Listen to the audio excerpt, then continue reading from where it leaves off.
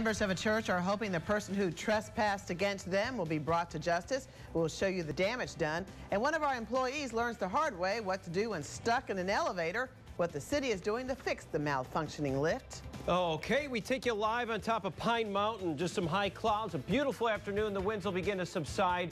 Temperatures, well, not too bad considering this time of year. We'll have a full look at your first alert forecast coming up before 2 storms in this 7-day outlook. Evening edition starts now. Western Georgia and East Alabama. This is News 3 Evening Edition. Good evening, everyone, and thank you for trusting News 3. I'm Teresa Whitaker. Phil Scoggins is off tonight. Columbus City officials say the elevators inside the government center are being repaired and upgraded. Today, 2 people, including a News 3 employee, got stuck while riding in one. News 3's Sarah Panko has been on your side digging into the problem. Sarah, what did you find out? Well, Teresa, the 4 elevators inside the downtown Columbus building are over 40 years old, and city officials say they started repairing them last summer. But today, our chief photographer, Kevin Roble, got on one of the government center elevators and got stuck in between the 4th and 5th floors.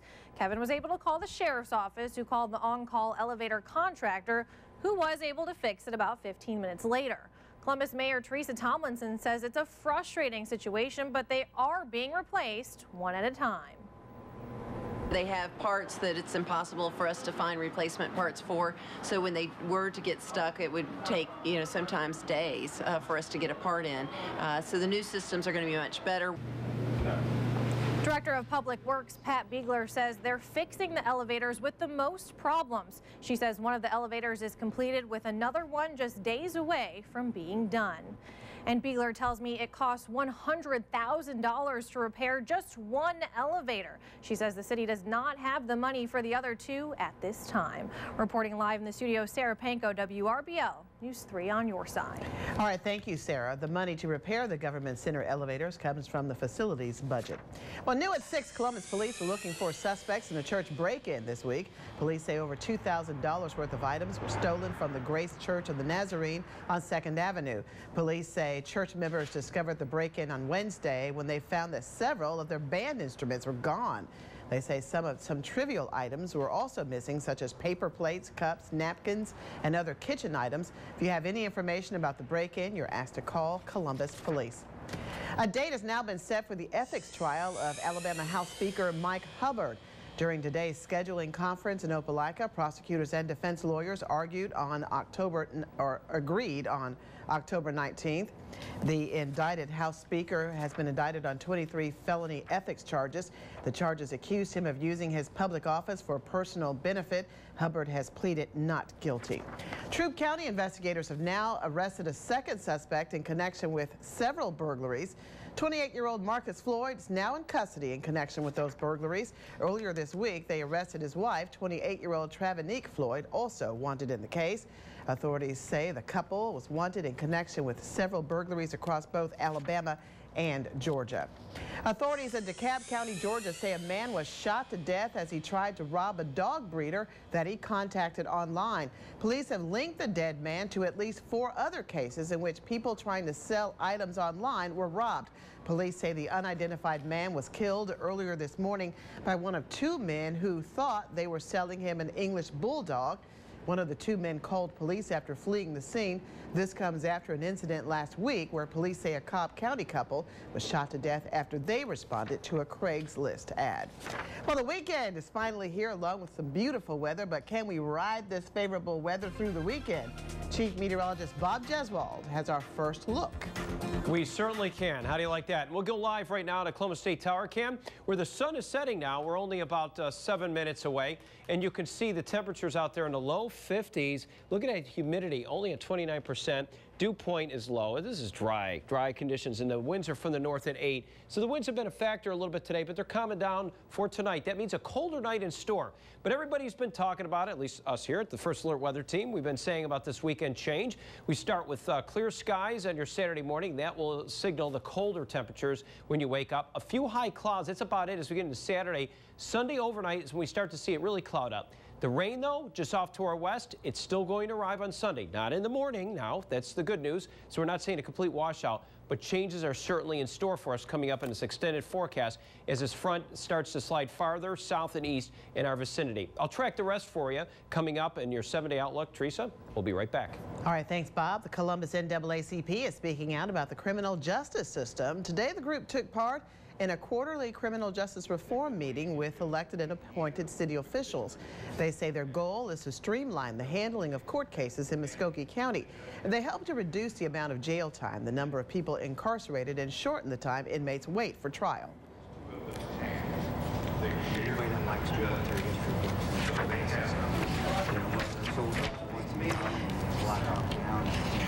it's in that sort of genre.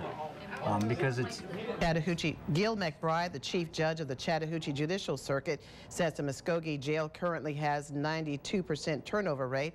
That means the 92% of the inmates that are there at the beginning of the year are out by the end.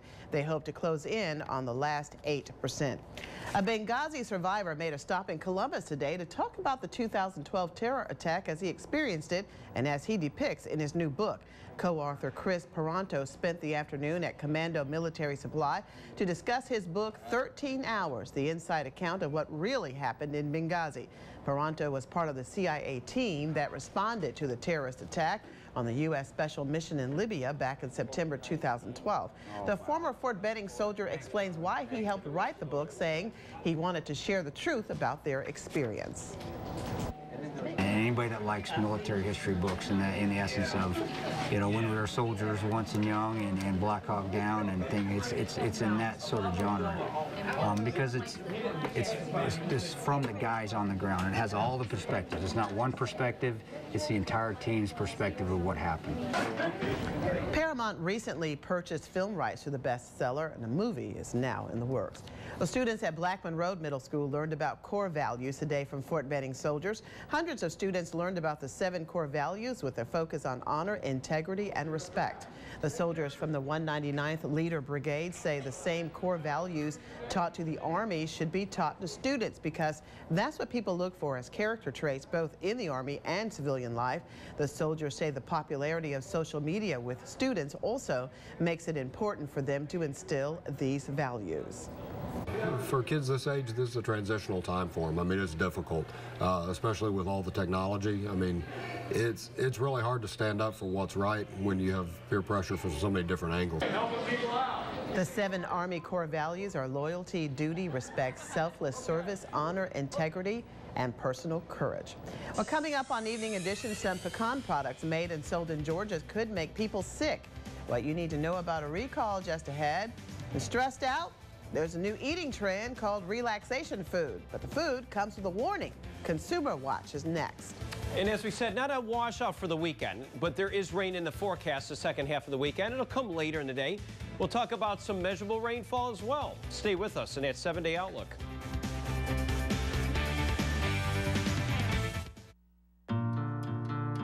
This is it's time to apply my scientific method. What the hell? Spicy honey barbecue. Hey, that's what I wanted. Let's go get one before the boss comes back. We gone. The boneless wings meal with new spicy honey barbecue sauce. Served with celery ranch, crinkle fries, and a small drink. Upgrade your meal deal to a medium souvenir chicken floss cup. Zaxby's, indescribably good. Lee County's unemployment is the second lowest in the state of Alabama. News 3's Abby Knight worked to find out what industries in the county are fueling those low numbers. She joins us now. Yes, Teresa, there are more jobs in Lee County, but it takes a lot more than jobs to create a productive labor force. I took a look at what they're doing to stand out and create those jobs. And at 4.1%, Lee County has the second lowest unemployment rate in the state, which seems to be trending in Alabama. The state as a whole is doing well. We're just one of the bright spots in the state, and you know, I think the brightest spot. You know, the nation is recovering some, but the Southeast in general is going to outpace the rest of the nation, and Alabama's doing well in the Southeast, and then Auburn's one of the tops in Alabama. There are a number of companies in Auburn and many people who contribute to the labor force, but one industry in particular seems to be growing. A lot of it's to deal with the automotive industry. This area is kind of centrally located for that purpose.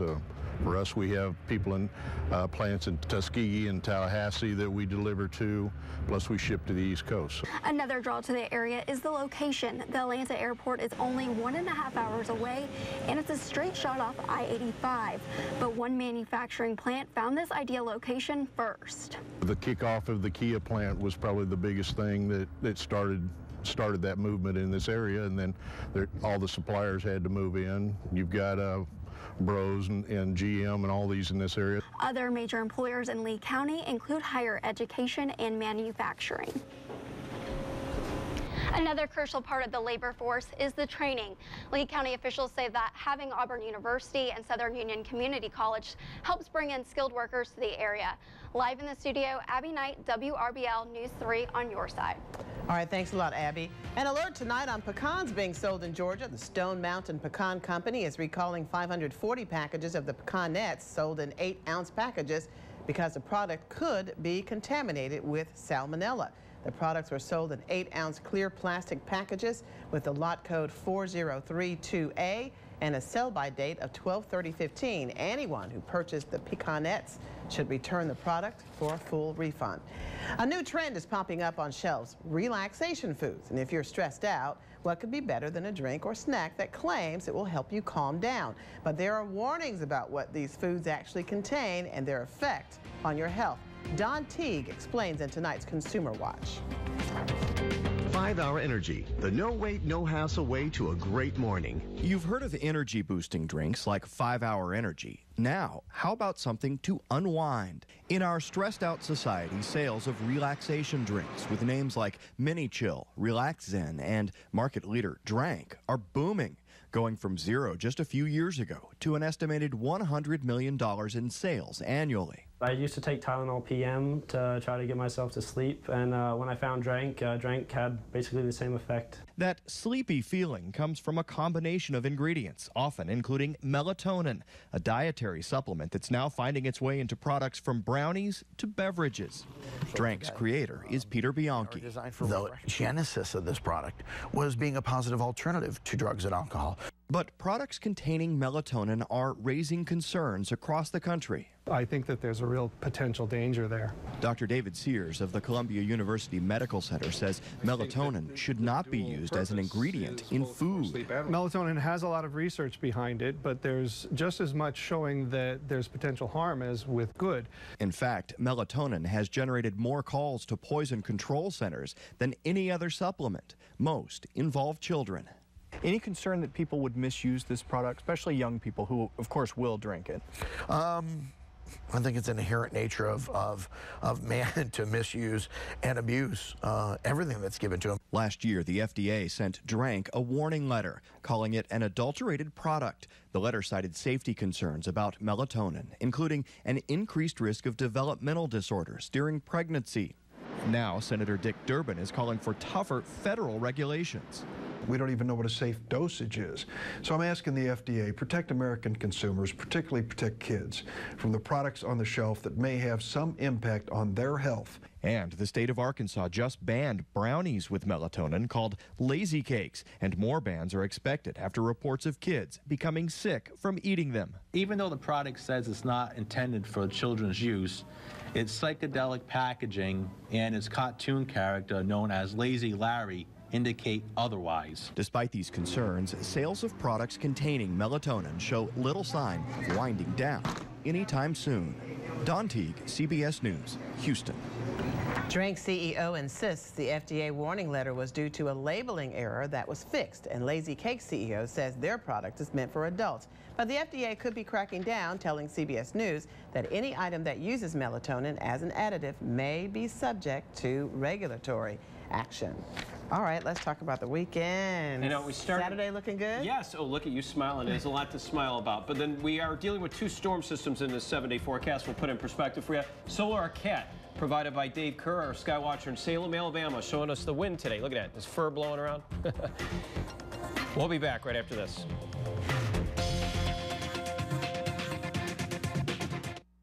At Acura of Columbus, you get than just industry-leading quality, performance, and 5-star safety-rated models. Right now, you'll get the all-new 2015 RDX for only $309 a month. So come see us today. Minute Weather Radar, brought to you by the Georgia Lottery.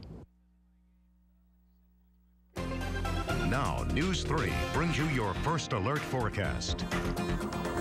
Okay, we look ahead in the first alert forecast. Let's show you what's going on here. Temperatures over the weekend will be close to average. We'll just call it that. And then below average to kick off your week next week. You're watching Evening Edition. I'm Chief Meteorologist Bob Jeswald.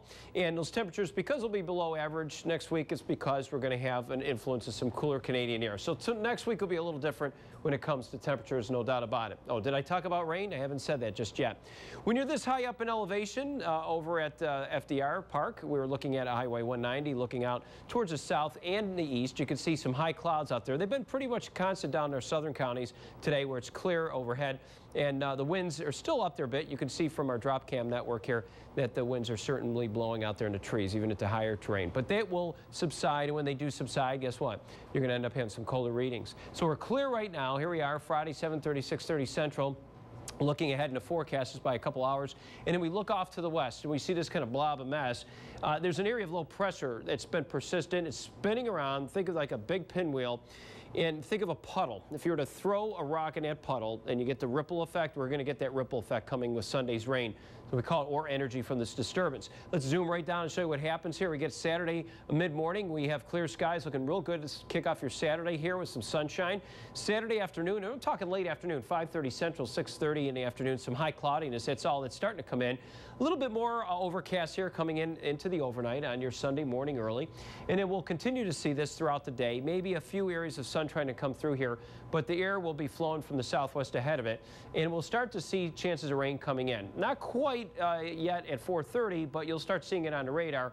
It'll be coming up after sunset around that time on Sunday, where we will start seeing that rain showers coming in associated with that colder Canadian front and an area of a little bit of disturbance to the south. They're both converging together, but the cool air will kind of squeeze that high pressure out and then fill in behind it some breezy conditions, and will clear later in the day here on your Monday. So you're going to tell it's going to be certainly a bigger change. As far as rainfall totals, not exceptional, but as you can see by early overnight on Monday, we're going to end up having totals anywhere from 3/10 of an inch to maybe a ½ an inch to a ¼ inch in our counties. That can vary a little bit depending upon where these showers occur.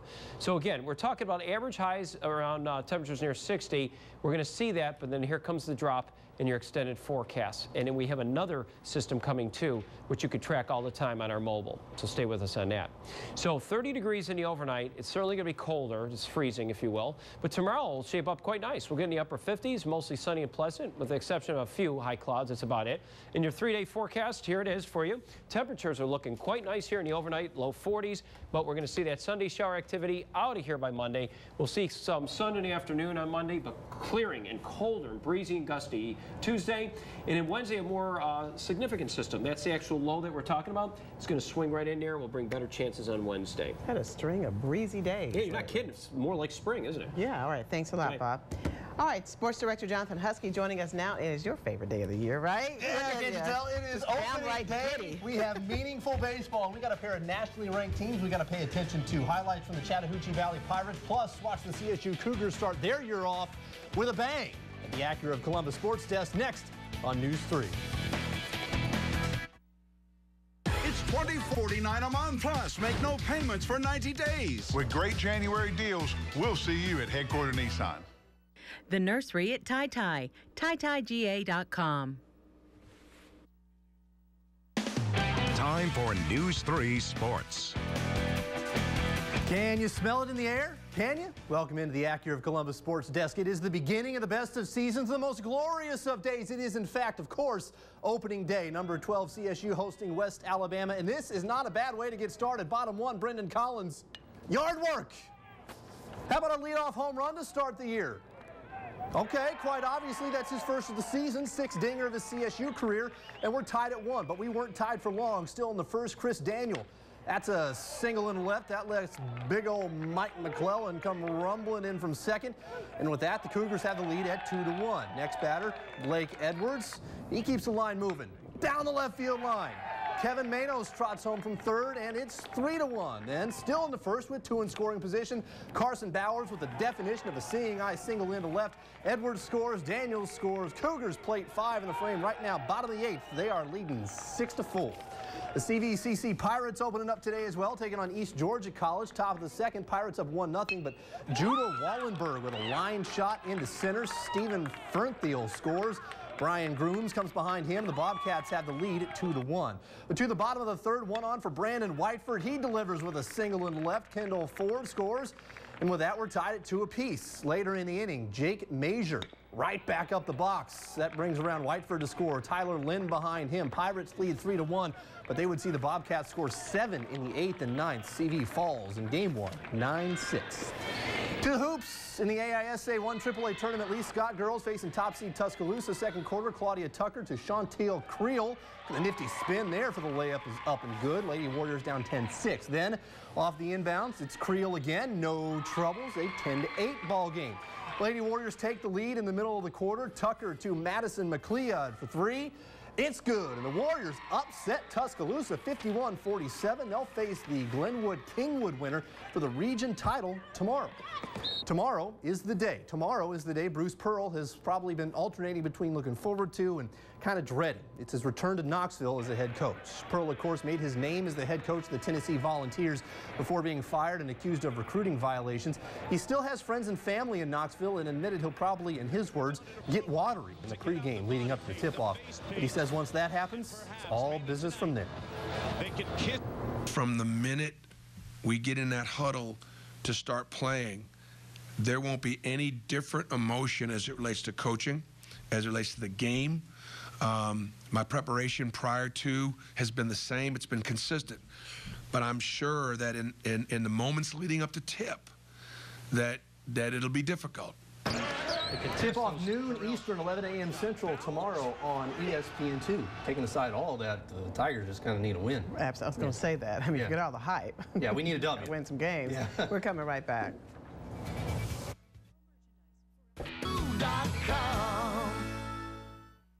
Health Watch, Wednesdays at 11 on News 3 Night Watch. Okay, that last look at that 7-day forecast. Teresa is smiling from ear to ear, rightfully so, for Saturday. Sunday, it's a little more mild in the morning. We're talking some low 40s here. We're going to see the energy from the storm system that will actually arrive on Wednesday. Now, go figure. The first impulse with that will interact with the cold Canadian front on Monday, and you'll see how that all sweep through here quickly. Breezy and gusty, clearing and chilly, upper 40s to low 50s at best on Monday. Tuesday, kind of chilly, but less wind. Wednesday, it'll come in very fast. This one will scoop a lot of moisture in Wednesday. And then kind of a cool, breezy end of next week. All right, thanks, Bob, and thank you so much for watching. Have a safe and pleasant evening.